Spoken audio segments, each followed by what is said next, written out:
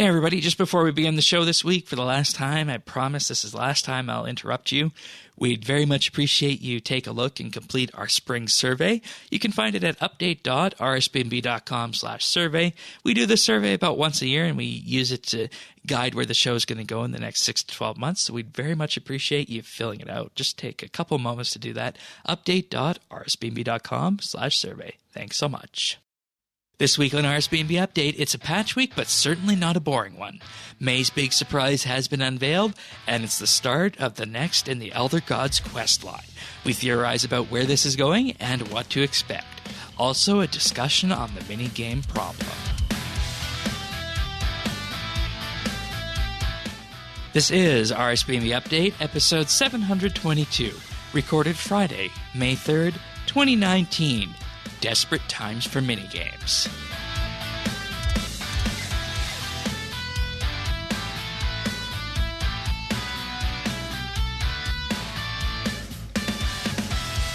Hello, everybody, and thank you for joining us for another episode of RSBANDB Update. Just Tanis and myself in on this Friday. A bit different this week because we actually wanted to ensure that we got the month ahead. And from the looks at the month ahead, it's actually good that we made that decision, isn't it? Yeah, it worked in our favor this time. We're not running around trying to add stuff to the show, after the fact. Yeah, and, it's better to get it out in front rather than be preempted by something like the month ahead. And, I figure what we'll do this week is we'll start with the patches, because that's what this week was. It was a patch week, and then we'll go into the month ahead. Then we got some other Jagex news that wasn't mentioned on the homepage, but should be interesting to all RS players nonetheless. And then tech news. Tech news is always fun around here. So we're going to actually just get started with patch notes, and there was a couple of notes made in addition to the patch notes, if you can pardon that pun. First and foremost is that the clan quality of life improvements did not hit this week because everything got pushed back due to the bank holiday that was last week. So as a result now, the clan improvements will launch on May 7th. So this coming Monday, that will happen there. Also, there has been some talk about other updates online on Twitter as well in relation to the Elite Dungeons QOL update that was on the way. These were initially going to be released next week, but due to bank holiday and needing more QA time, those have been pushed back another week as well. And, if we look at some of these Elite Dungeon QOL things, there's some pretty big ones in there, including players now have the ability to unlock a bank chest upgrade for 750,000 tokens, which allows banking inside the Elite Dungeons. So you won't even need to leave the Elite Dungeon anymore to bank. So those are some things that will be coming in the month of May. Other little fun tidbits that have been teased for the month of May include the removal of pets at the Combat Academy, because that's where everyone does their portables, right? Yeah, that will be great. So that will clean up the map quite a bit, but nonetheless, I assume we should people actually want to hear the actual patch notes this week, and we'll do that because there are a couple interesting ones that I do want to go over. Starting off with the fact that using a quick recharge on a prayer altar built in the starting room within Dungeoneering will now trigger the prayer opportunity achievement.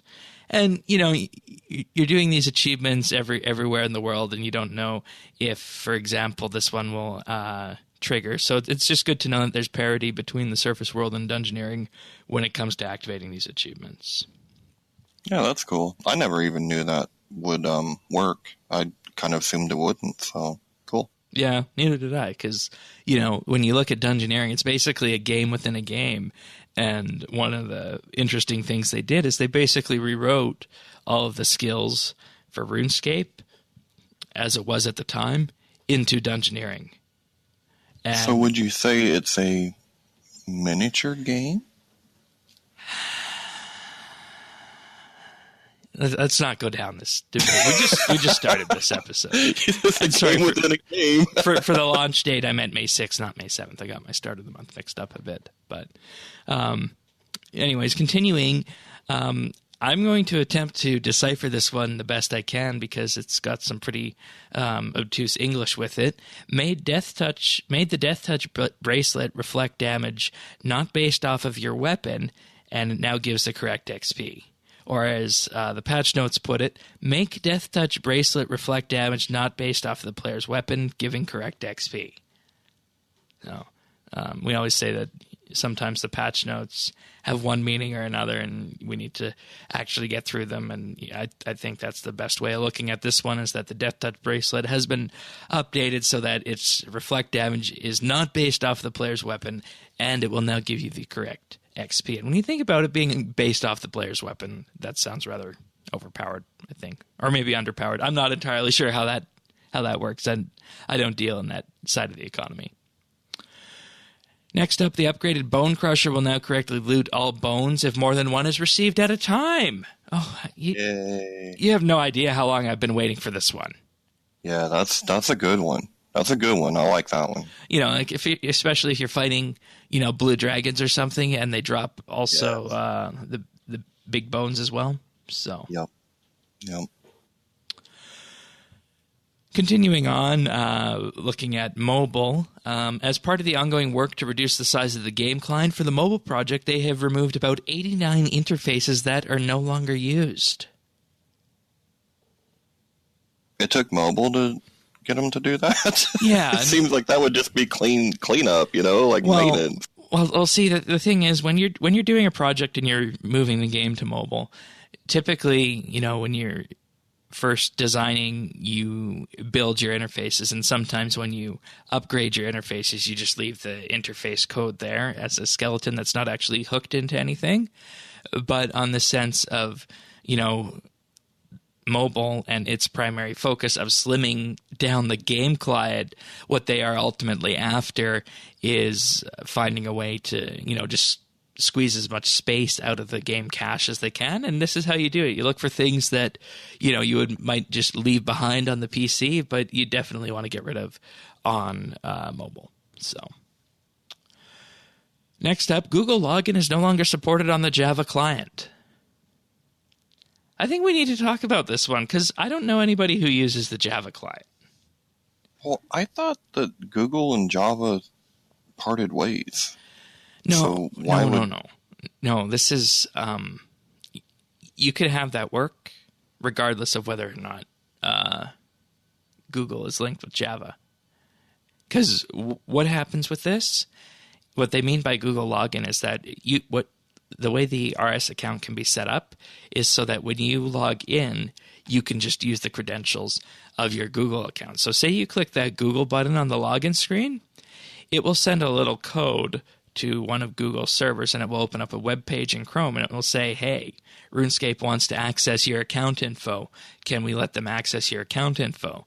And then rather than having your password and email address if you're a new account, or username like I have because I'm an old account associated with RuneScape, there's internally a little code that is transferred back and forth. So in theory, all you would need to do with this kind of login is be logged into your Google account in your web browser, press that button, and then you would just log into RuneScape right off the bat. And this is something that Jagex has had in their client for a long time.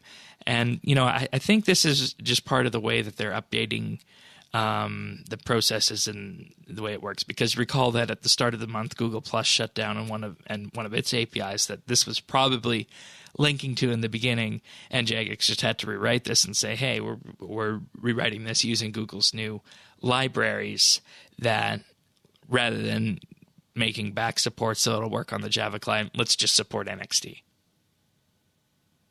That makes more sense. They want to get away from Java anyway, eventually. Last I heard, it was in the single digits, the percentages of people using it. Less than 10%, yeah.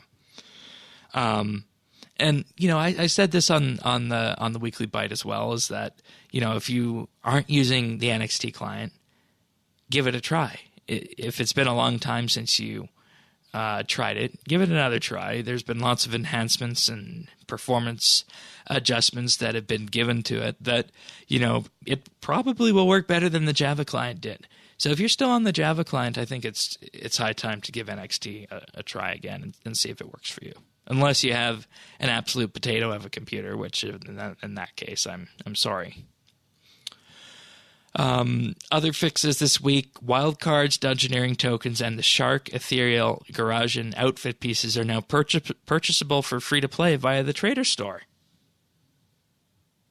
That is, of course, to deal with that portable Vic, huh? Yeah, and, thinking about it, I guess free-to-play can indeed purchase portable Vic. All you need is I didn't know that until now, but yes. Yep, looks like they can. And Which makes sense because they can have bonds. Yeah, yeah. And I'm just trying to think, how would a free-to-player get bonus XP? Bonds. Oh, right. But you can use Treasure Hunter. You can buy keys with Treasure Hunter even if you're free-to-play? I would imagine. Do you think Jagex would block off a revenue? No. I mean, come on now. See, and, this is some side of the free-to-play game we never look at, so. Yeah, more on that to come, right, Shane? I don't Their financials. Oh, yes, definitely. Compacted jewelry now has a right-click teleport option when worn and is on the action bar. Good. Yeah, that's good. Updated the Spirit Impling drop table. I want to provide more information on this, but as of record time here, I haven't been able to figure out what exactly the changes were that were brought to this.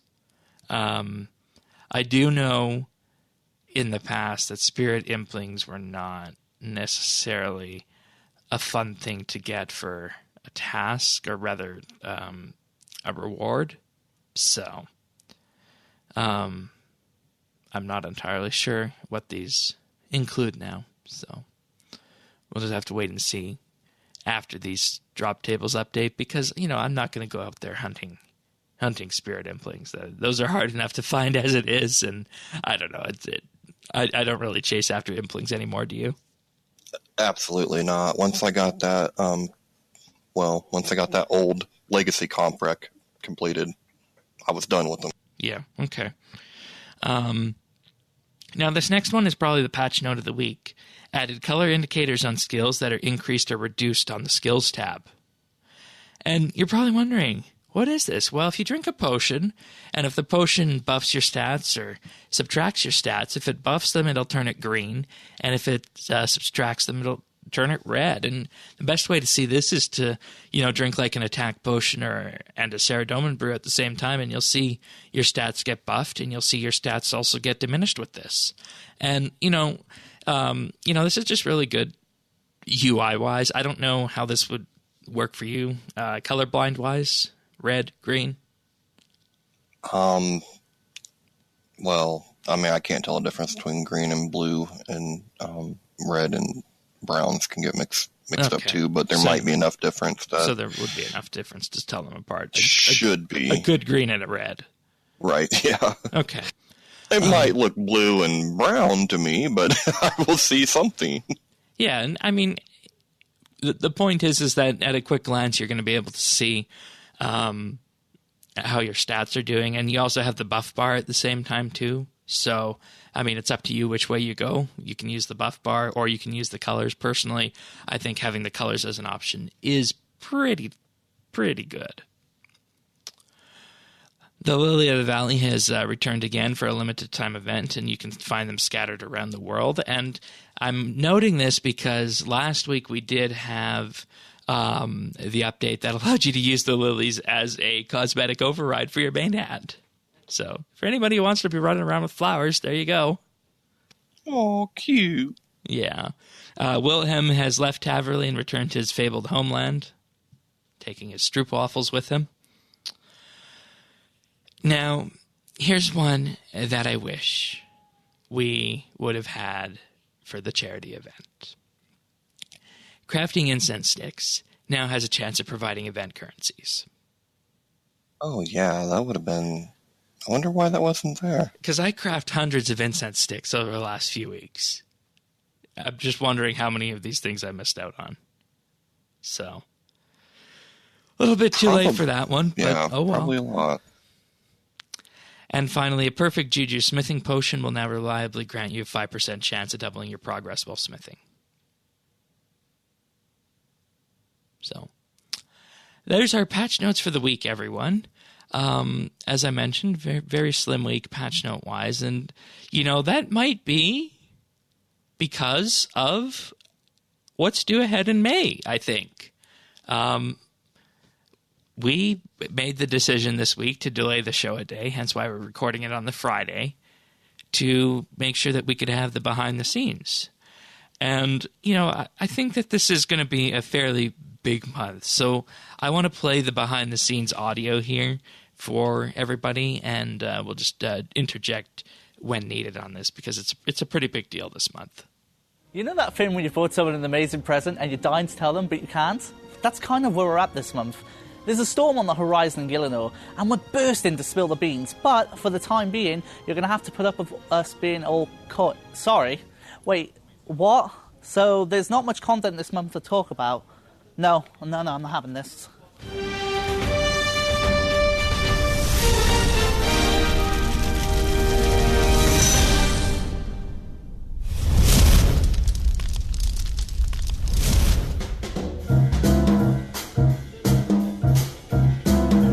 So for those watching on audio, what we're seeing is Mod Shawnee running through the Jagex offices, trying to figure out what exactly is happening, and they're preventing him from hearing anything about what might be the plan to have for May. He's being shooed away by numerous teams. Yes, not that bit. No.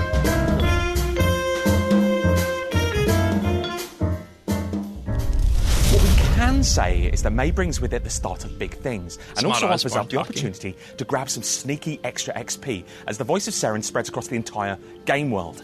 Let the saga commence.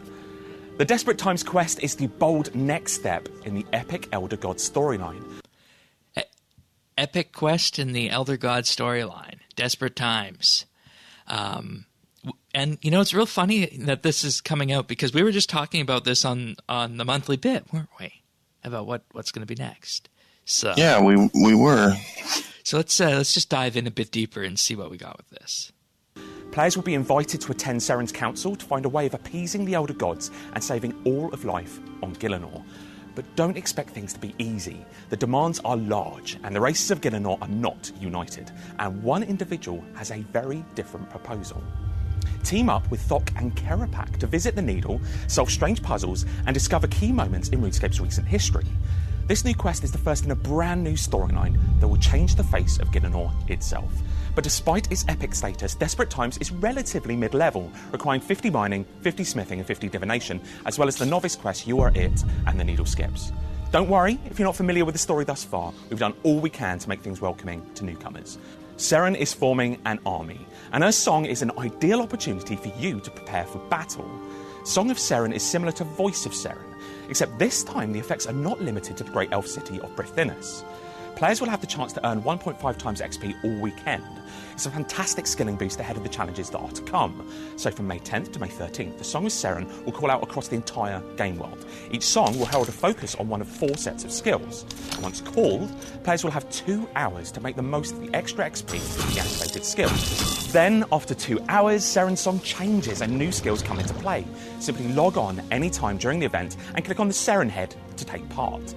And running alongside Song of Seren will be a treasure hunter event that offers the chance to grab specific rewards applicable to whichever set of skills is active at the time. Just jump into Treasure Hunter at any stage throughout Song of Seren, and an overlay will show you which skills are active and the items you'll have a chance of unlocking with your keys. So do remember, the song and selection of items will change every 2 hours, so check back often.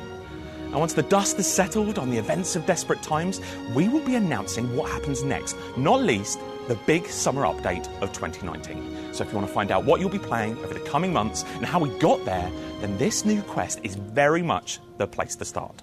And who knows, perhaps things will escalate before the announcement. What's going on? I've been running around the office trying to find out content. Are you doing this now? Come, Shawnee. We all know your history of leaks, so can you just shoo, please? Shoo. Okay, and we will see you next month. Oh, wait. Oh my god. Oh my god. Oh my god. Oh my god. All right.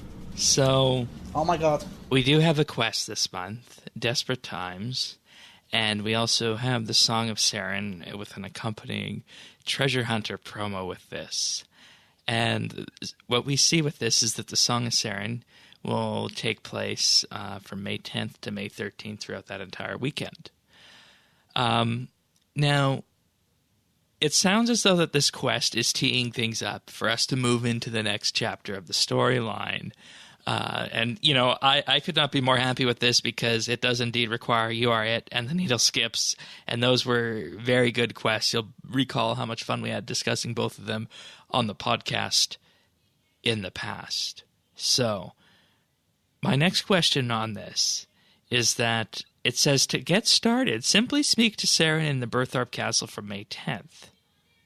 There are many cool rewards available, including XP lamps and clue scrolls, with more to come as the situation progresses. And this is under the Desperate Times category, but it seems like it could be under the Song of Saren instead. So, we were talking a bit about this in pre-show. What is your theory on this?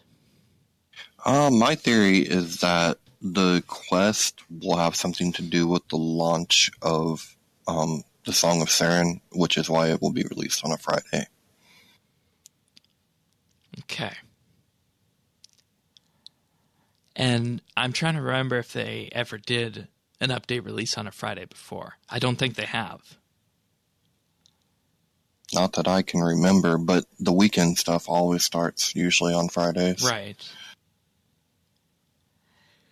And, you know, I do have to wonder with this, the way things are being set up for the large update this summer, and this kind of being a prequel to it. Do you think we're headed towards another world event type update for the summer? I could only hope. I mean, it's been a while. It has. And the last one was okay, but we know it's it's the issue surrounding that one, right? It felt like it was rigged.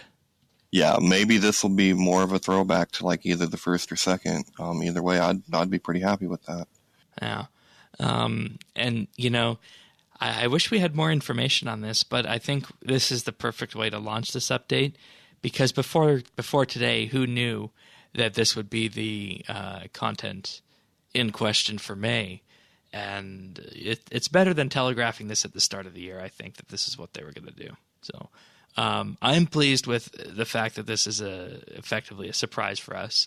And I don't know what we can expect going forward from this. It's a little bit odd in the wording. Like, we didn't get the sense from the video that it would be releasing on a Friday, but the news posting makes it sound like it will be releasing on a Friday. So it's either happening that way or that's a typo. If it is a typo, I would think that May 13th is when we're going to see Desperate Times come into game. So, see, and I don't think it would be after the Song of Saren hits the whole map, you know? Yeah. And, you know, when it comes down to it, at the end of the day, we should probably actually talk a bit about the Song of Saren in terms of the perks that each different kind of hour or chunk of hours, every 2 hours, that will be on offer. So it's going to be split into support. This includes agility, dungeoneering, slayer, and thieving, plus invention, no XP penalty for dying in dungeoneering, increased loot chance, and chance of getting totems while safe cracking, and all Slayer tasks will act as if you have a VIP ticket. For combat, 1% or plus 1 to all charm drops, decreased cost of instances, and 1 auto resurrection to full health per run in elite dungeons. For gathering, which includes divination, farming, fishing, hunter, mining, and woodcutting, 10% chance to not deplete Uncharted Isle resources, so that'll be good for AFK mining. Training hotspots in the Hall of Memory won't move as often. And 10% more beans to selling items in the player-owned farm. That's a nice one. Ooh, boy. Yeah. Artisan, which of course is the rest. Cooking, construction, crafting, firemaking, fletching, herb lore, rune crafting, and smithing. Reduced chance of burning food. Iron Men excluded from this one. 2.5% chance to save a secondary when making potions, Iron Man excluded again, and increased node spawns and double rewards in the rune span. So there's that. Also this month, a selection of auras are going to be on sale in Solomon's General Store. Players will save up to 50% on some of the game's most sought-after auras. The sale is now active and lasts until May 31st. So that's what the month of May looks like. So we got the quest and the Song of Saren. What if this quest is more of a trickle release similar to the way the Halloween event worked? I guess I could see that. He did allude to there could be something before the actual release. And the only reason I say that is because this is the only update for May. And the last time we had a month like that was October with the Halloween event, where there was a new chapter every week. We should get the clan stuff, right? Yes, the clan stuff is going to be this coming Monday. We do know that. Okay, so I mean that's something. Okay, hang on. Let's tee this up then. So we know clan stuff is coming on Monday, and then Elite Dungeons QL the week after that. So that effectively means we're going to have 2 updates on the Mondays. So this has to be a typo that the quest is not coming on Friday, on the Friday, because that just wouldn't make sense to do that many updates like that. I don't know, man. I'm not convinced. You have to have some kind of mechanism to bring in a mechanic that has been in Prif that is now going to be in the whole world. Well, they can bring it in. You can't just do that. Yeah, they can bring it in and they can turn it on just like they turn on Double XP Weekend. But there has to be some kind of reason, right? I mean, think about it, Shane. We just did a monthly bit on the lore. Like, how are you going to bring something that is specific to Prifdinus and make it for the whole world? You have to tie it with something. You have to introduce it with something. Oh, so you weren't speaking technically. You were just saying that there needs to be an update to make it happen. Yeah, like it has to be introduced. Like you a have tie-in. Yes, exactly. Okay. Yes. I don't know. This is actually fun. We actually have a mystery. We do have a mystery, just like we had a mystery with the needle skips. Yeah. So this is cool. So what we can do is it can go a couple of ways. First one is that everything just comes into game this Monday. The Song of Saren comes in cold and just gets turned on the weekend with little to no fanfare. That's option 1. Option 2, and I don't think they would do this because of the amount of time, and this is why I'm thinking this way, because there is a pipeline leading up to the release of an update in the few days before it, and 4 days, well, it might be. I mean, if they cut down on the QA time, I guess, before they put this out, because normally what happens, the Thursday and the Friday of that week are testing the launch of the update that we're getting that coming Monday, right? So typically, what that would mean is that the Thursday and the Wednesday of the week would need to be testing the update we get Friday, right? But if they did that, they wouldn't be able to put out a regular game update the following Monday, which we know is going to be the Elite Dungeon stuff.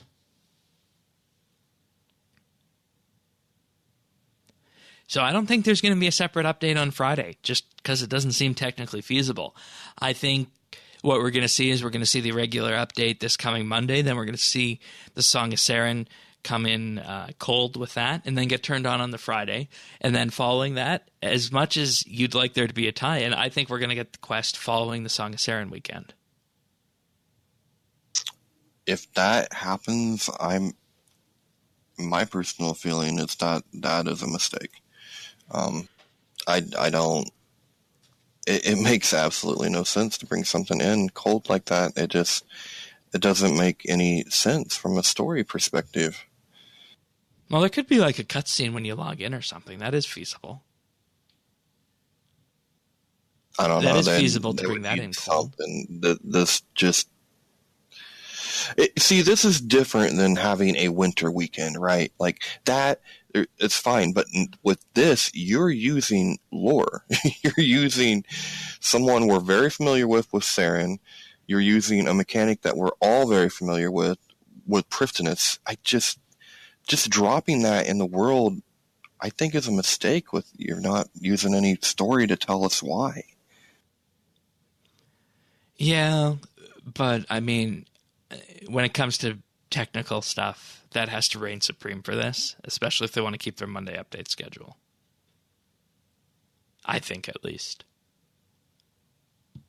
So. But we don't have anything in May, really, right? That's what we were saying originally. Like, there's not much going on, so they should be able to handle this, correct? Maybe. When you put it that way, it could make sense. So, I don't know. We'll just have to wait and see, I guess. It's a mystery. It is a mystery. Yeah, So, kind of enjoy it. Indeed. All right. So that's a month ahead, and boy, are we glad we waited for that one. This week, we also did get some news in that 2018 was a record-breaking year for Jagex, with a new record set for revenue of £92.8 million brought in for revenue.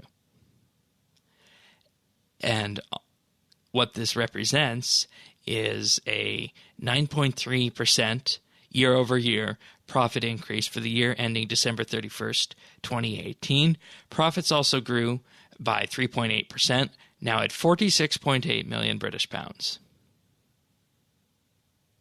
How you like Treasure Hunter now? Mod Pips, Phil Mansell, speaking to GameIndustry.biz, said that this is the fourth successful year of significant growth for the company, and they make special mention that 2018, the RuneScape franchise enjoyed its highest ever total for paid memberships.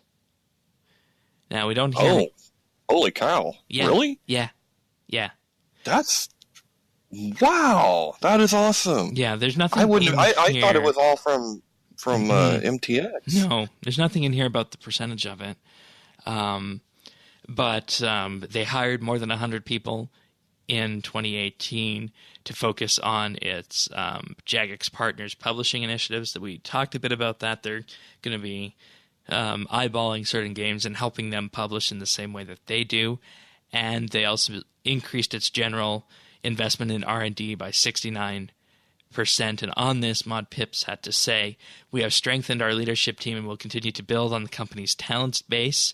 We are funding new game development, building out our third-party live game publishing, investing in massive publishing platform upgrades, while continuing to expand our RuneScape live games." So there we go. And RS is going to the Epic store. No.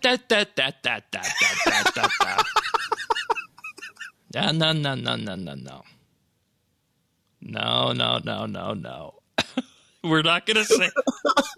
We don't want that to happen. Oh, I'm sorry. I couldn't resist. I'm trying to just have a quick look here and see if I can find anything about the breakdown of this. And typically the report that comes out talking about this drops in September, the public tax report for the year, and that's where we pull all of that in. But, nonetheless, everybody always says, RuneScape's dying, right? Oh, yeah. But, people's been saying that since I started. Oh, yeah, definitely. 10 years ago. So it's still here. I would be really curious to find out where the subscribers, mostly were coming from. Are those OS subscribers or RS3? I mean, I know you can play either, but let's face it, you're playing one primarily, Yeah. And I would be curious to see who is bringing in the subscribers. Well, let's just have a look here. So there's a website called companieshouse.co.uk, and you can enter in a company name there, and you enter in Jagex. Let's see. Filing history, if that's around. Yeah, there's nothing on there yet. This report is not available public yet. I'm not entirely sure when that will be around, but that will definitely be something worth keeping our eyeballs on. And I think that this is a reason to celebrate. I also think it's a reason where people need to effectively take the tinfoil hats off at some point in time. Because if you do a quick Google for this report, the first thing that comes up, a 2007 Scape subreddit thread talking about how Jagex doesn't pay their developers properly. Okay. That's the conversation they were having about this on there. And, you can talk about microtransactions, but you can also have to take a look at this and see that the RuneScape franchise also enjoyed its highest ever total for paid memberships in 2018.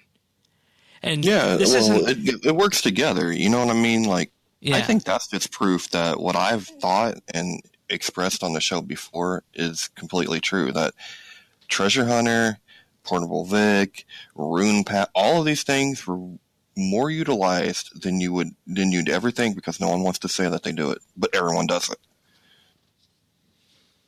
Yeah, we're still waiting to see on that. And we did actually put that out as a bit of a nibble last week, so check the YouTube channel for that. And I don't know. I think this is a good thing to be talking about. There are people who will be concerned about this, but there's nothing wrong with Jagex being in a healthy position like this, and this is good for all of us, right? Yeah, I mean, if you like to play the game, it is. So, I personally can't think of any negatives for this that anybody could be concerned of on this. So, I mean, can you think of any negatives on this story? I can't, but I'm not a Reddit user, so I'm sure there is something out there that could twist this to a negative somehow. Yeah. I mean, we kind of saw this coming, and I want everybody to also keep in mind at this point in time that the company is still technically for sale.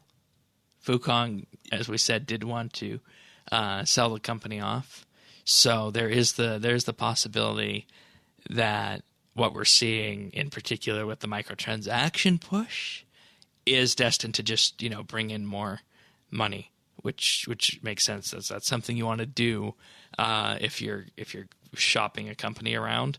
But I think that the true numbers do speak to that.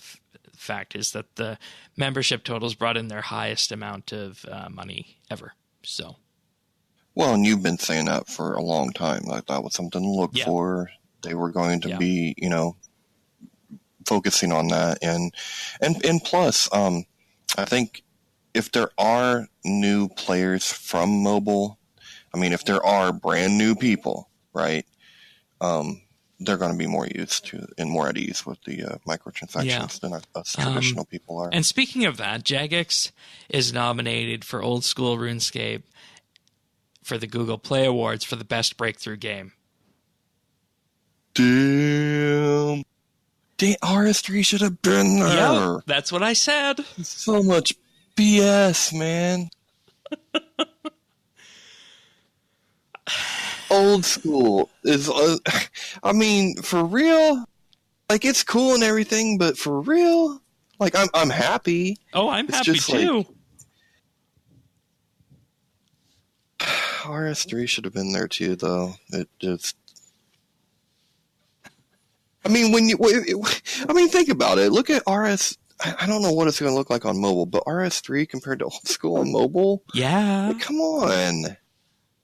No contest. Man, missed it. They missed it there. And, even, like, and this is typical Jagex, I think, because if they have a piece of content, they want to talk about it and they want to get it out. But the strategic release would have been to delay Old School until the same time, if not after RS3's release. Granted, yes, it's going to be ready first. It's going to be simpler to release first, but that doesn't mean it needed to come out first.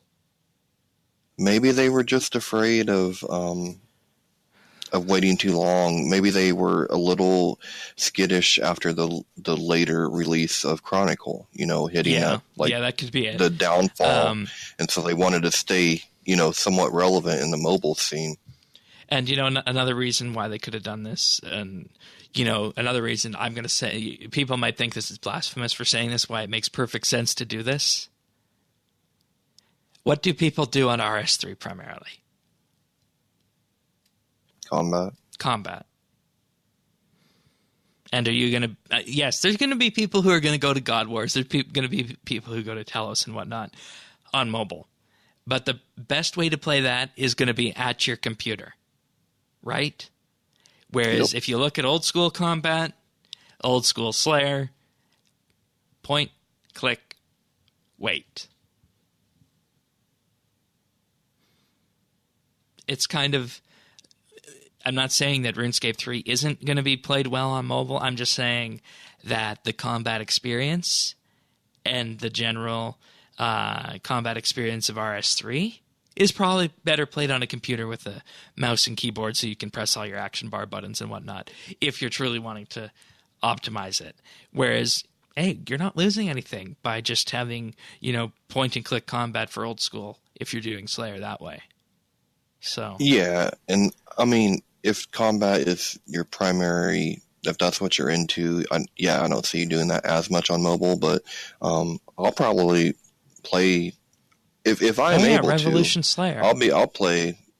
Well, and it's just fine for skilling. I mean, I can run that all, and I get to ignore people in the room like everyone else now by staring at my phone. Yay, that's exciting. Yeah.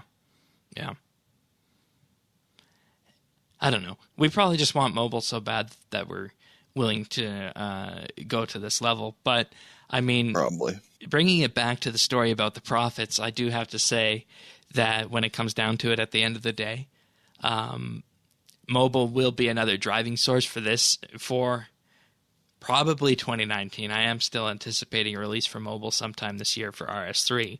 So we see these numbers here for the end of 2018. Look out for 2019. If maybe things like portable Vic are going to be a thing. Well, maybe they're going for a 2 for 2. So since they got the Google Play thing this year, they get it next year with RS3. That'd be cool. Yeah, that's another idea. Alrighty. Well, hopefully you guys enjoyed that, and everybody should be happy about this. Everybody should be happy about this news. It's not bad news. It's good news. It's good news. Granted, we don't know how much is microtransactions, but the very fact they do say that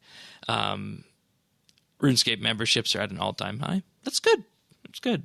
And does it really matter? I mean, for every, really super principled person like Shane who just won't even turn his on, there's 10 other people that's going to play a few keys here and there. You know what I mean? It's really not that big of a deal. Yeah, I agree. All right. Well, let's move on to a listener question. But first, before we do that, I'll just take a moment to thank our Patreon supporters this week. This week, I'd like to thank Brock H., Diana, Jason R., Kyle, So Juiced a Devil, Tom V, and Zez. Thank you, all of you, for your support and everything that you do for us here at RSBANDB. Your support truly means the world to us, and without you guys, we wouldn't be doing what we're doing. And, you guys are going to have some new Patreon exclusive content this weekend that you're going to be getting after we finish recording the show. I have 2 things to upload for you guys. I have an Inside RSBANDB update featuring a setup tour of where I record the show. So you Patreon folks will get to see that exclusively. And we also have our monthly bit that we recorded just yesterday. It's a good one where we discuss the value of RuneScape lore. So that should be a really fun thing to see, because when you think about it, we just talked about the release of this new quest line coming out, and we kind of alluded to that, and we had a good discussion about what kind of lore and what kind of storytelling we'd like to see. And without spoiling too many things, I think Desperate Times will be a good update later this month. And if you're interested in hearing what we talked about, you can do that for as little as $1 a month. All you need to do is head on over to patreon.com/RSBNB, and in there you gain access to our entire back catalog of monthly bits. And if you subscribe there, you get early access to our show notes, as well as a mention in our show notes each and every week, the ability to join our roundtable discussions, and most importantly, you get to vote on the topics that we discuss on the monthly bit every month. So that's a good reason to become a Patreon supporter.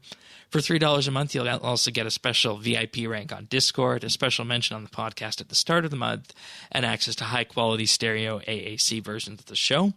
And for $5 a month, you'll receive a shout-out on the podcast every week and gain exclusive access to the outtakes that we use for the clip show at the end of the year. And as I mentioned, we're already doing our monthly bit bonus show that will be released soon inside RSBANDB Update. And we talk with our hosts and production team. And this month we did actually have a look at where the podcast comes together. So all of that and more is available to Patreon supporters. And should we reach $50 a month, we'll be doing the RSBANDB Update Roundtable on the first Saturday of each and every month, where we'll have a roundtable discussion on everything and anything RuneScape related. And Patreon supporters are encouraged to join that.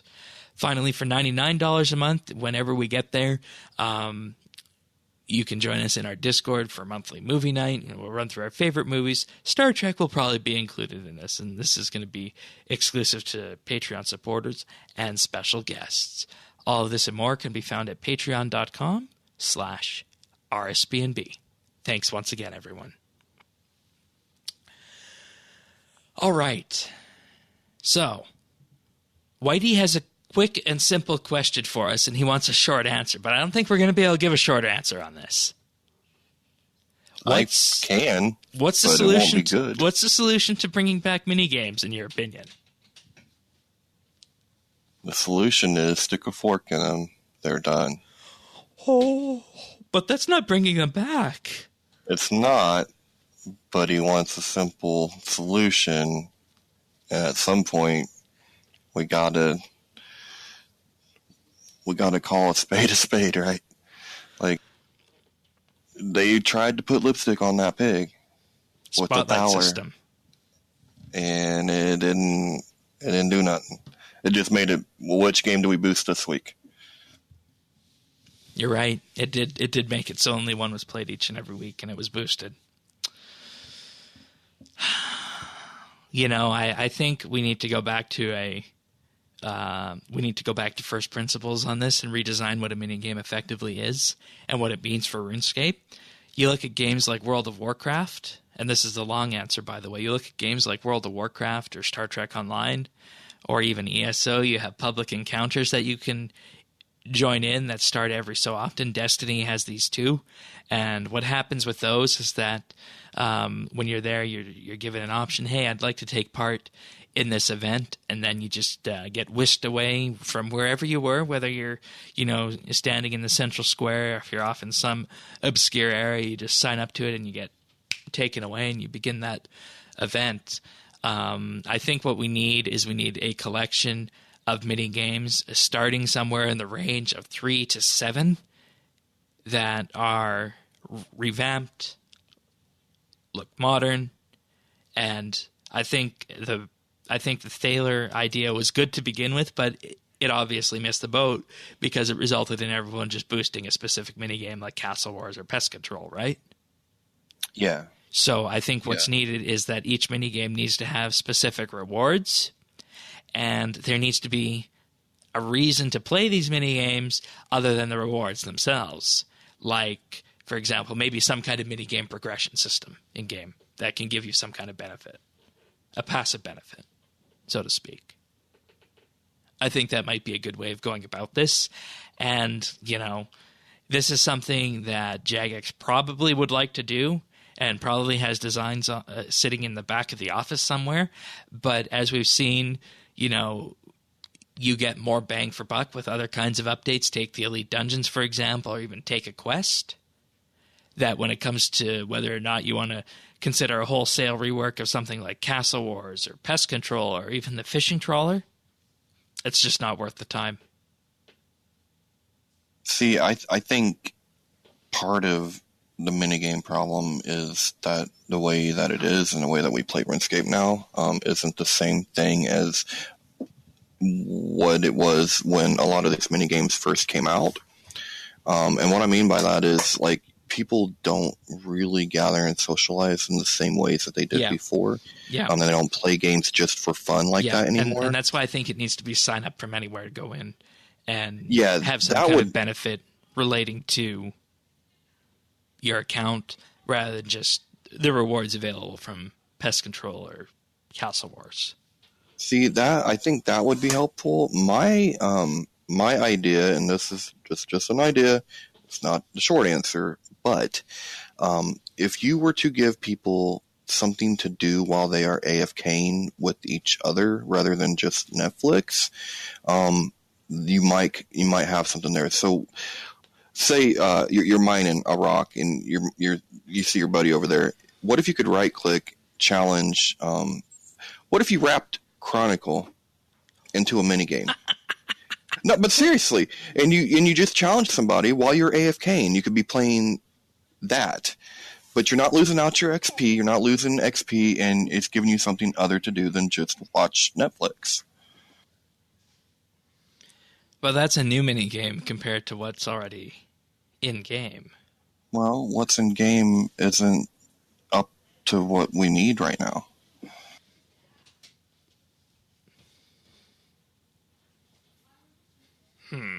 So you're saying you'd effectively go into a thing and play like a mini card game then? Yes. Yep, exactly. Okay, I guess that's one idea. If I was going to give a short answer on this one, I would say bring in the queue system and let people sign up from anywhere, and tone down the spotlight system because it just focuses in too much around one game or another. Maybe instead bring in a system where you click a random button and you get loaded into a random minigame, and that's how you get Thaler. Is that already in the grouping system though? No. You can't join a random minigame from anywhere in the world. That's what I'm saying. Okay, yeah, I gotcha. Yeah. Okay. So you press random, you might get taken to the Fishing Trawler. You might get taken to Pest Control.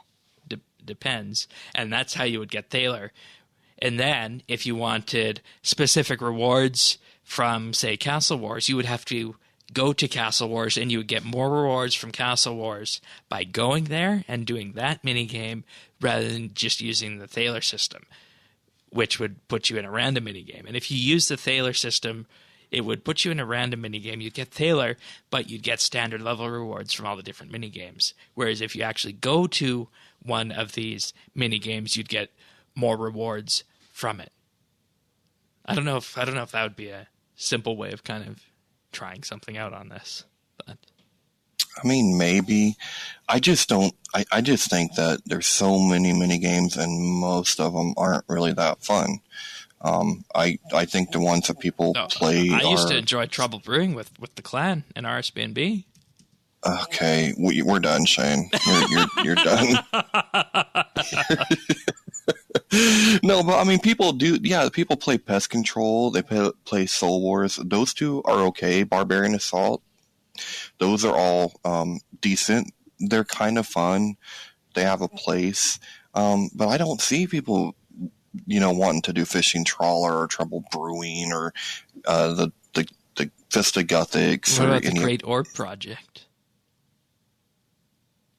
You're not making this any easier, are you, Shane? Okay. The Blast Furnace. Why would you do the Blast Furnace? Yeah. That needs to be looked at with the mining and smithing rework. Heist. There was a period where Heist wasn't actually working on NXT. Heist is only boosted so that you can get crazy amounts of bonus experience in Hunter. Well, there's a problem with that then. Yeah, I'm saying, like, if you go out a step in Heist, you're going to get yelled at. Stealing Creation? Yeah, that one can still be fun. So, Barbarian Assault? Yes. Yes. Blast Furnace needs a major rework. Castle Wars is good. Fishing Trawler is old, but it still works. Could do with a rework. Great Orb Project, I think, is good, but I don't know anybody who actually does it for what it offers. Heist, rework. Pest Control is good. Soul Wars is good. Stealing Creation, good. And Trouble Brewing, good if you have people that you know, in my view. So, Vista Gothics. I got yelled at that one, too. What'd you do wrong in Vista Gothics? I don't even know. I thought I was supposed to hunt the person. Oh. I don't know. Wow. I have a bad habit of going in and playing these games and then realizing, oh, I'm not supposed to play the game. My bad. And I get yelled at. I think there's more here. I think there's a bigger problem here than we're understanding. I think it's that the players are using it for one reason, and it's designed in a specific way otherwise. Yes, I think you hit the nail on the head there.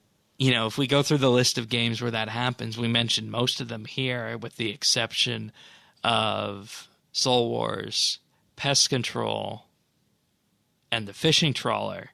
Every other one has a way of boosting it inside. Even Castle Wars does. And when things are being played that way, what can you do? There's not much you can do.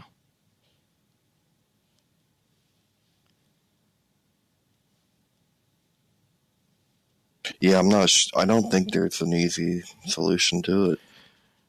Why would someone boost Vista Gothics? Valor. Of course.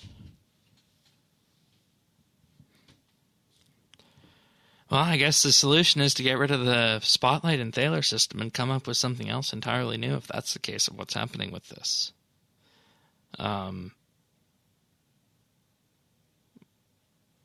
I think the only solution I have is my random one and getting more rewards for actually going there, but that doesn't solve the boosting problem. So I'm not even sure if that's a way of fixing it. Is that the actual problem though? Boosting these games, or are they more structural? Or are they more structural? Structural. If there wasn't a reason to boost them, I don't think anyone would play them, because a lot of them just aren't really all that fun. Yeah.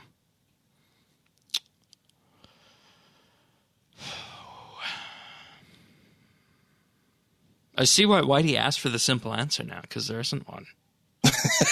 And if we had a simple answer, it would be a great thing. It would be. All right, I take back what I said about adding a random system, because people will just still go to specific ones and boost, and that will make the problem worse. I stand by my previous system, or my previous statement of stick a fork in it, it's done. I just think there needs to be a colossal rethink on the way these work. I mean, if you look at what's currently on Spotlight, it's Cabbage, Face Punch, Bonanza. Next up, you have Heist, then Trouble Brewing, then Castle Wars. I mean, okay. You could see, and there's nothing you could offer me that would get me to go play Cabbage Face Punch again. Same. There's nothing. Same. The only ones on this list I would go play are Trouble Brewing, Castle Wars, Pest Control, and Soul Wars. And that would be with people I know. Oh, and the Fishing Trawler. And maybe Stealing Creation if I wanted some bonus XP in those skills. But that's all I would go play. I wouldn't go play Barbarian Assault because I find the interface and UI clunky. Conquest is like chess, and I mean, hey, if we want to do that, we can do that other ways easily. The Great Orb Project, I don't even know what the point of that is anymore. But think, Shane, what if you could right-click on a friend and challenge them to a game of Conquest while you were skilling?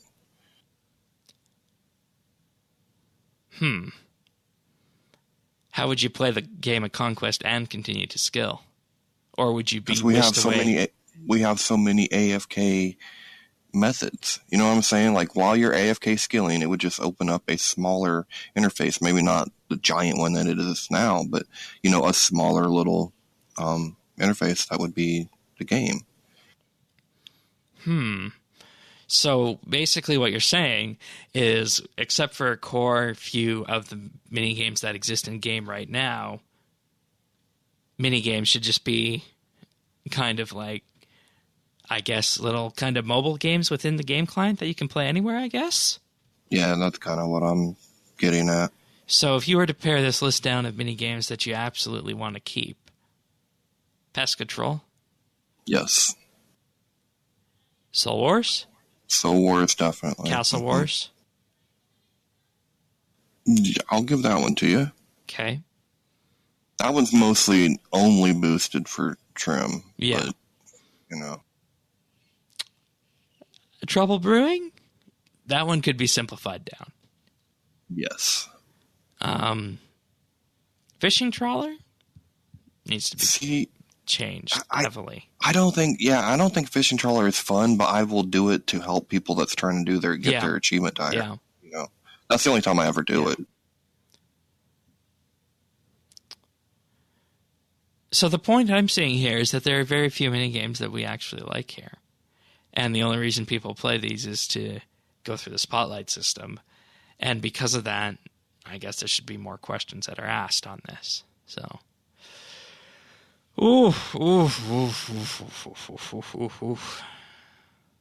that's hard. It's a hard problem. I actually think your idea is the best going forward. So, All right. Cool. all right, let's leave it there because I'm fairly certain I can't come up with any other answers to that one, and it's a hard question. One of the hardest ones I've ever been asked on here. Way to go, Whitey. All right, if you guys want to send your own questions in, you can send them to us on Twitter at RSBANDB, either in the form of a DM or a direct mention to us. You can also email them to questions@rsbnb.com, and we also do have a thread up at update.rsbnb.com/ask. All right, so moving into tech news. Facebook had their developer conference this week, and I know how much we just love talking about Facebook here on the show. I feel like we haven't talked about them enough. So, we heard the rumors that Facebook wanted to enhance its messaging service. Well, it was announced this week that Facebook is going to make all its messaging products interoperable, meaning that if you have WhatsApp, you'll be able to communicate with people on Messenger. And if you have Instagram, you'll also be able to communicate with people on Messenger and WhatsApp and vice versa. So there goes the idea of being able to use WhatsApp and not have any connection into the Facebook ecosystem. We knew that was gone, but now it's really gone. With this, Facebook says is that all messages will be end-to-end encrypted, which they say is part of their recent privacy-focused manifesto that we read that sounded like an April Fool's joke not too long ago. Ultimately, the inter-app messaging system will work similar to how people make phone calls today on their phones, as in you don't need to know if the person you're calling is on Verizon or T-Mobile. You just call them and they'll wind up talking to you. And they want the same thing to be the same on Facebook's messaging services. So if you have WhatsApp, you can talk to anyone on Facebook and vice versa. We don't know when this will roll out, and Mark Zuckerberg said this could take a while, which would probably mean that we'd not be seeing it until early next year. So, should we give Facebook the benefit of the doubt here and say that this is actually a good thing? Because if they pull this off, they'll be the first company in order to have something interoperable like this. Though I guess you have to really ask, is it interoperable if it can't talk to, standard text messages and whatnot, and it's still in the Facebook ecosystem? It just all sounds bad. And I'm only saying that because every week we have some kind of story about how Facebook totally disregarded someone's privacy for money or what have you. Yeah, and I mean this is going to be a situation when they need to garner a lot more trust, a lot more. And I have to wonder, how do people who are on WhatsApp feel, who are told that their platform is going to be very safe and secure? They're going to move to another. They're going to use another. They'll have to move to something like Telegram. Yeah, I mean, they'll just find an alternative and go to that. I mean, people use WhatsApp because they don't want Facebook. They don't want Mark Zuckerberg looking in. They don't. Yeah, Facebook is also bringing its Messenger app to Mac OS and Windows. And, you can see the writing on the wall for this is that no one uses Facebook.com anymore. Everyone just uses the Messenger. So, I don't know. I mean, I am generally inclined to believe things when they happen. And, I want to believe what Mark Zuckerberg says on this. But at the same time, you're looking at a company that has such a checkered history when it comes to privacy. I don't know. And I can't even say that it's checkered. Have we ever done a positive story about Facebook privacy? Ever? Positive story about Facebook.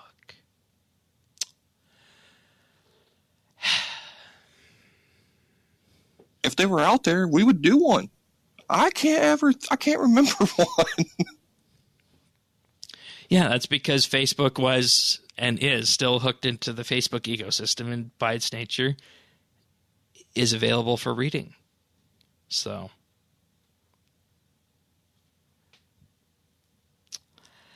well, I mean, I think this is a good thing for people who want to communicate with their friends, but it just further solidifies that Facebook sphere. I think I'd be having a different reaction to this if Apple was also going down this path and opening up iMessage, which is definitely something that they should do. There should be a Linux and a Windows version and an Android version of iMessage, and you should be able to communicate with iMessage people relatively easier than you can right now. And I want to take everyone back to a point when Facebook was first starting, when Google was first starting. Google's chat hangouts, right? And I don't even know what it's called anymore on Android these days. But back then, and Facebook did this too, their messaging platforms used to be based on an open protocol called XMPP, which meant that anybody could open up any chat client like Pigeon or Trillion. Yeah, that's going really far back, and be able to connect to these platforms using an open protocol. But over time, they moved to proprietary protocols, and everything just became more closed up. And it would be nice to get back to that and still have that end-to-end encryption. Then we would be talking.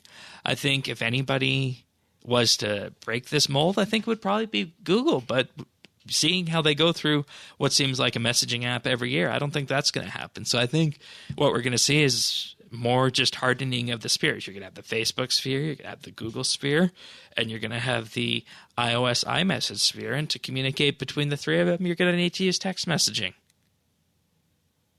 I think that's all there is to it. Because I sure as hell am not using Facebook Messenger or WhatsApp after this. No, I try to avoid it as much as I possibly can. Yeah.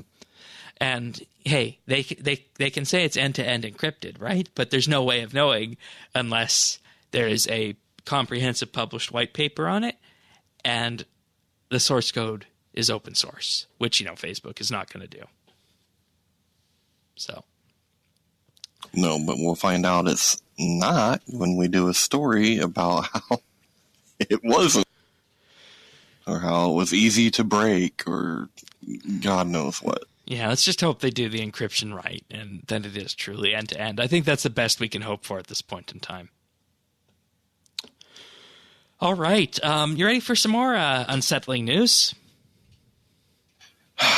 What did they do this week? So, the company that develops Rocket League, known as Psyonix, has been sold to Epic Games. Boo.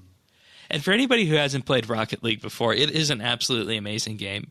It is a game that you cannot get bored of. At least I never got bored of it because it's so dynamic. There's many different maps. There's many different game types. And it's effectively bumper soccer in that you're driving this car around so fast and you're trying to hit a ball into a net at the other end of the court. And the physics and whatnot just make it so that, yeah, it takes a while to get used to. And it's kind of difficult, but that's what makes it addictive, is that you just want to try and keep getting better at it. Now, initially... I was going to say, I think it's a lot of fun because I can't drive, nor can I kick a ball into any kind of goal area, and I still have a blast playing that game. Oh, yeah, definitely.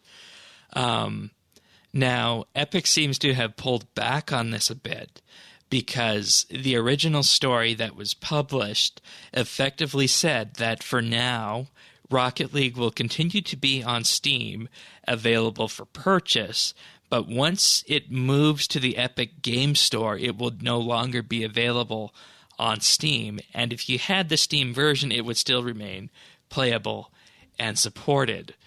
It has been pulled back a bit that Epic has not announced its plan to stop selling the game on Steam, and Rocket League remains available for new purchasers on Steam, and long-term plans will be announced in the future.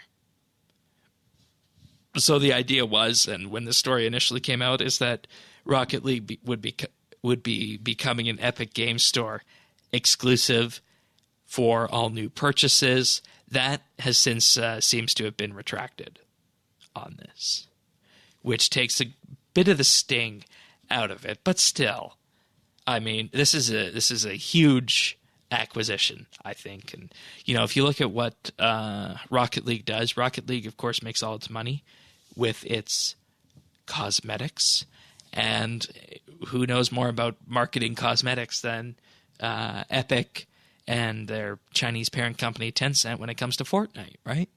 So yeah, and that's not bad, but I do think this is an example of how what should be a good thing, competition, is being perverted by these exclusive deals. You can't, like, we thought the Epic Store would be a good thing to have competition with Steam, but you can't have pure competition if you're running around getting all these exclusive deals. It's not the same. Yeah, and even though they haven't officially announced the long-term plans, the very fact that when it came out at the start, they said that, once this goes on the Epic Store, you're not going to be able to purchase it on Steam, but existing purchasers will be okay. And if you look at what Epic has done with the exclusivity agreement with Borderlands 3, for example, you really do have to wonder what they're going to do with this when it moves over. And that's ought to be raising a lot of concern for people. And, everybody talks about the Epic Game Stores just being Epic and Fortnite, right? But we need to say that at the core of it, Epic is funded by Chinese gaming company Tencent. And Tencent is notoriously known for making tons of money with microtransactions in their game, and they want even more money from it. And that's how they're able to make these deals with big game companies now, including Psyonix, who makes Rocket League, because they just have so much money to throw around that they can make these deals for these game companies, including the folks who make Borderlands, to just jump on board with them. And, I have to also point out that whenever you're dealing with a company in China, whether it is the Chinese government itself, Foxconn, or even Tencent here, all of these companies have links back to the communist Chinese government. And that's something everybody should be thinking of when they play Fortnite, when they play Borderlands 3, and potentially going forward if they give any extra money to Rocket League. So Everybody be aware of that. It's not a typical American gaming company. It's something actually far worse. So.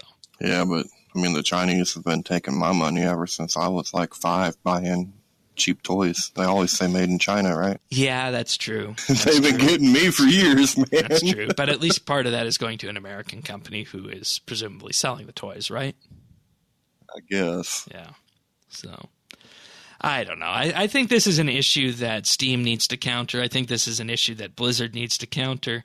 And hell, even I think EA needs to counter this in some way or another, you know, because it's just not acceptable to have what amounts to a predator company offering good deals and scooping up all of these different games. Well, yeah, you can say it's the free market and whatnot. It becomes predatory. But it's not. That's the problem. Like that was my point. Like it's not a free market for the consumer. It's become predatory. Yes. So, needs to be dealt with. And you know, I'm normally one to say that we don't need to interfere in the economy and whatnot, but there are cases where protectionism is warranted, and this is definitely one of them, especially when you're dealing with communist China. So. Well, I think you have to interfere to look for capitalism to work the way that it's supposed to. With competition, you have to regulate people because their goal is to form monopolies. Oh yeah, definitely. Like they want to maximize their so you have to be strong with the limits that we set as people on what they can do. Oh, yeah, definitely. And, you know, we had one of the most free market governments not too long ago here in Canada, and there was a bid to take over a potash company. Potash is something that's produced in the province next door in Saskatchewan, and the federal government said no because it was a big Chinese company wanting to take over something that was inherently Canadian, and that is when protectionism works. And it's kind of hard to imagine it this way for a video game company, but it is what it is. So. Yeah, no, I feel for it, man. In the U.S., we will sell toll roads to foreign companies. Like, no, I know that's hilarious, right? We do it. We do that. What other place in the world would do something like that? I don't know. But speaking of selling things, our next piece of tech news reports that in their quarterly earnings call, Apple shipped an estimated 36.4 million iPhones worldwide in Q1 of 2019, and this represents a 30% year-over-year decline. Meanwhile, Samsung only had an 8% decline, Huawei had a 50% increase, Xiaomi had a 10% decrease, Vivo had a 24% increase, and Oppo had a 6% decrease. And others, I'm not exactly sure who others would say. I guess LG, maybe Motorola in there also suffered a 21% decrease, but none had suffered as big of a drop as Apple's 30% year-over-year decrease in smartphone sales. I think it totally makes sense. I mean, look at the newest phone. It's not that different than the previous, and it's twice as expensive. I think people are just like, I'll just keep the old one. Yeah. And, you know, the way to look at this is looking at the direct comparison. And in particular, what devices can I substitute an iPhone with, right?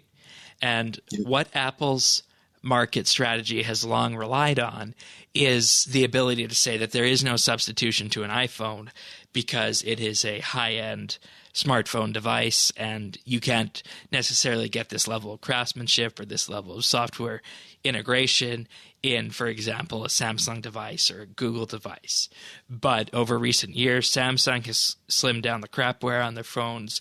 Google has the Pixel, which provides a nice, clean, pure Android experience. And here you have Apple, who is selling the iPhone XS, which is exactly the same as the iPhone X, and a budget-modeled iPhone XR, which, for all intents and purposes, is a very good, cheap phone.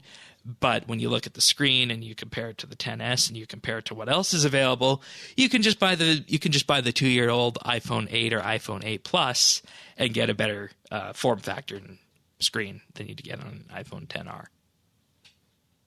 resolution-wise, of course. I mean, the screen technology did improve, but resolution-wise and pixel density-wise, the 8 series is better. And comparing directly to Samsung a decrease of only 8%, Apple a decrease of 30%. That says something for Apple right there, I think. Apple attributes this to people keeping their phones for longer. And they're not, the sense I get is they're not concerned about it. Well, and maybe that's because the prices keep going up and up and up and up. Yeah, Apple doesn't, last year was the first year Apple didn't have a budget line available for their phone with the discontinuing of the iPhone SE. And, there's a good graph in the story that's linked in the show notes at update.rsbnb.com, and you can see Apple's drop in 2018 Q4 here for this in terms of unit market share, and you can see that everybody else was relatively constant or indeed went up. And, also in this report, just to show that it's not all bad for Apple, they saw a record year for revenues. They also had the best iPad sales in 6 years, and they're making more money than ever on services. Services, of course, being their cloud services like iCloud and whatnot. Apple Care, you name it. My sense for this is that there just needs to be more innovation in the iPhone space, I think. Give people a reason to upgrade once again every 2 years, rather than keeping a smartphone for 3 years. Because I think 3 years now is a good benchmark for a modern phone, right? If not longer. I would hope if so. not longer. Yeah. And as to where they go next and what they innovate, they really haven't innovated all that much since the iPad came out. You can say maybe the Apple Watch, but I don't know. They said Apple Watch sales are up too. That's not a bad thing, but we know for the long history, Apple's bread and butter has been the iPhones, the iPhone sales. And the fact these are down should worry everybody. But it's my summation that given the fact Apple has seen record revenues, their services business is growing, we're not going to see any changes to their strategy because they are still in a good spot market-wise, still being worth over $1 trillion company. So here's hoping we see something different in this year's iPhone, but that's unlikely given it's an off year. So I guess that's all we got on this. Yeah, there you have it. Alrighty, well, I'm going to move us on into other things, and I do have Skill of the Month to report. And as we mentioned, starting off on May 1st, we had our first new Skill of the Month, our relaunch for the fire-making Skill of the Month. We have currently, with this Skill of the Month, Pernasius in first place, gaining 2.1 million experience in firemaking in the first 2 days of the month.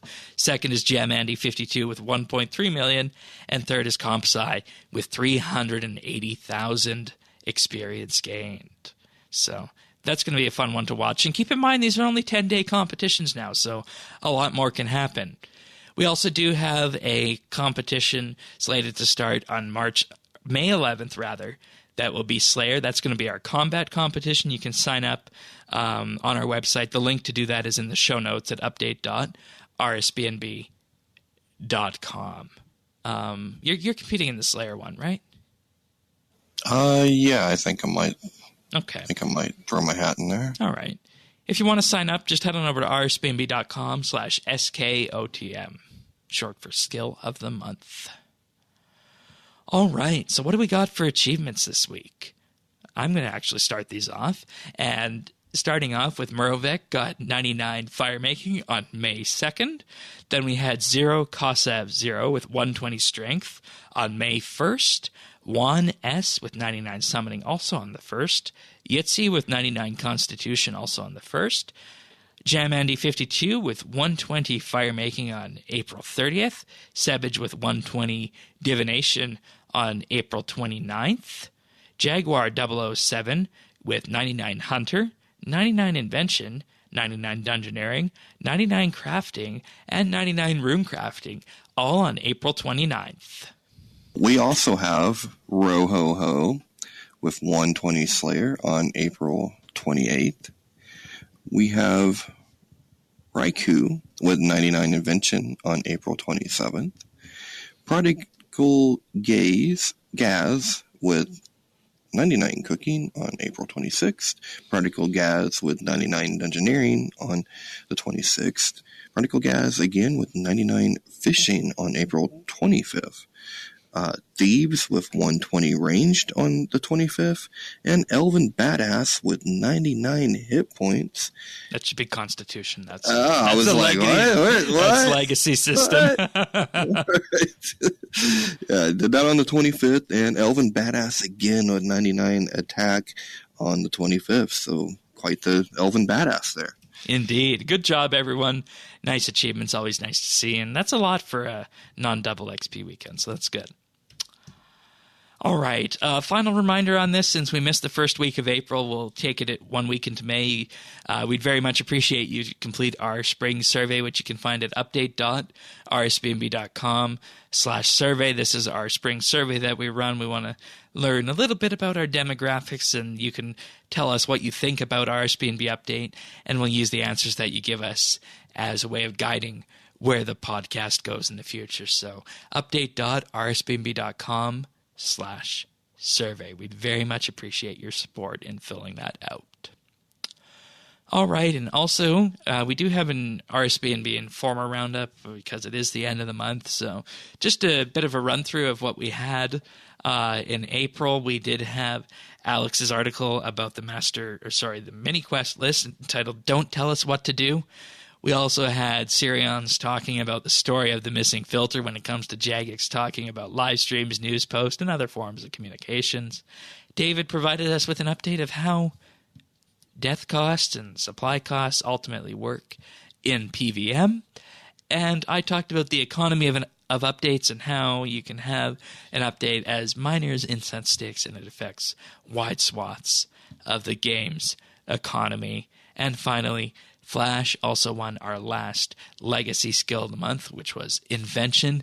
Flash gained 75,023,476 Invention XP. Nicely done.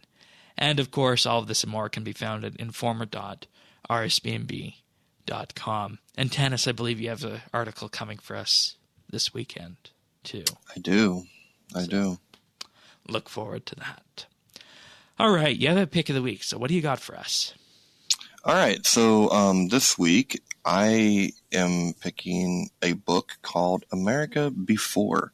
If anyone is familiar with Graham Hancock, he's been on the Joe Rogan Experience several times, and he's been a best-selling author for a long time, and his new book is called America Before, The Key to Earth's Lost Civilization, a New Investigation into the Mysteries of the Human Past by the best-selling author of Fingerprints of the Gods and Magicians of the Gods. Those are his two prior books.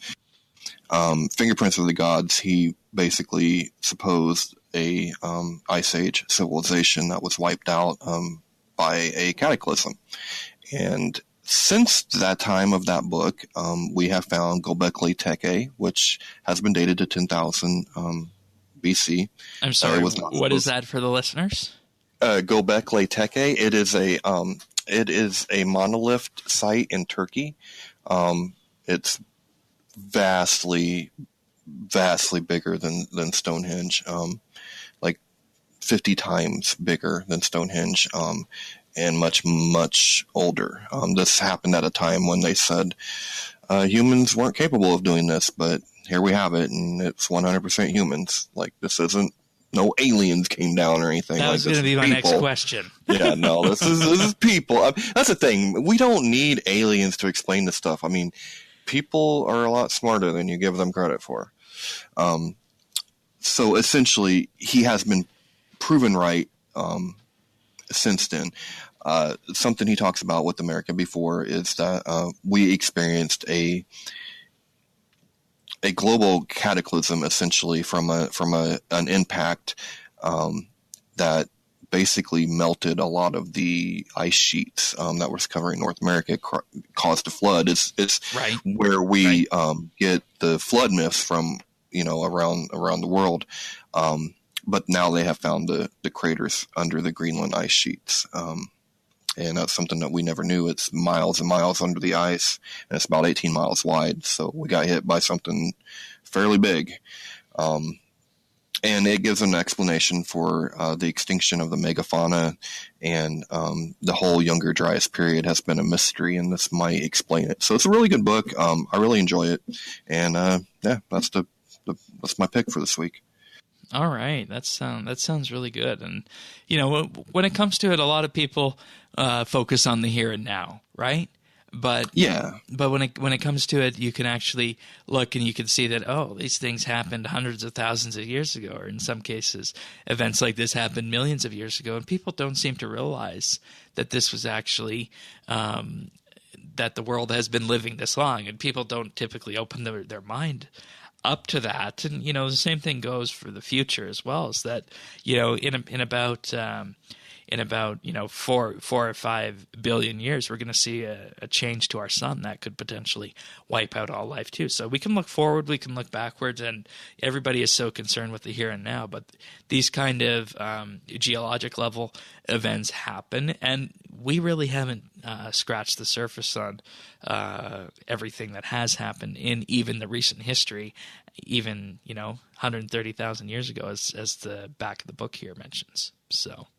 Yes, and just like you said, Shane, this is an example of why we do need to work together. This is the first time in human history where we might be able, with enough time, to avoid a cataclysm like this. Now, we can't stop everything, but if we work together, we might be able to do something about this. And when these things happen, it resets civilization as we know it.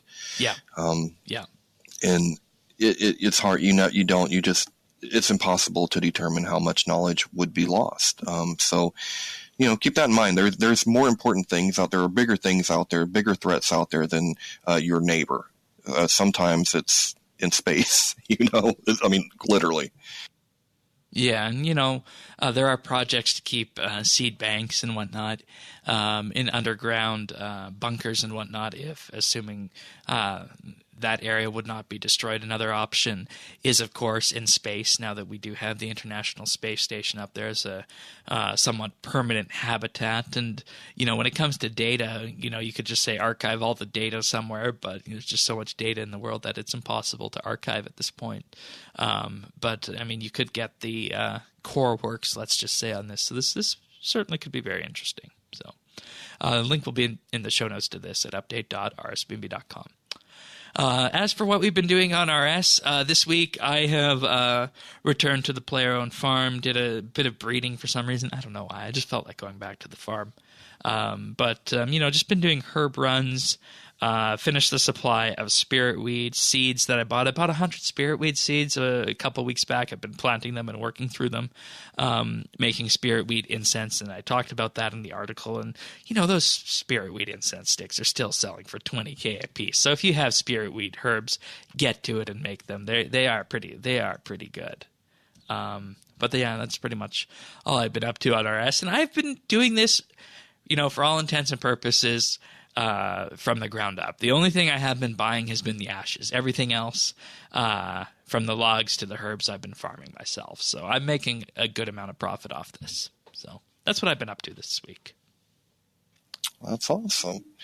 I have been in full-scale AFK mode this week because, as some of you may know, tomorrow is Star Wars Day, May the 4th. Yes, Shane, may the 4th be with you too. So I have been watching the prequels this week so that tomorrow I can celebrate by watching all of the originals, and then with any luck I'll get to watch The Force Awakens and the Last Jedi. So it's exciting. It's exciting for me. I'll be streaming some Battlefront 2, and as you can imagine, I'm writing a little something that will be along the same lines. So you gave it away. Though I guess with an article coming out of May 4th, it makes sense, right? Yes.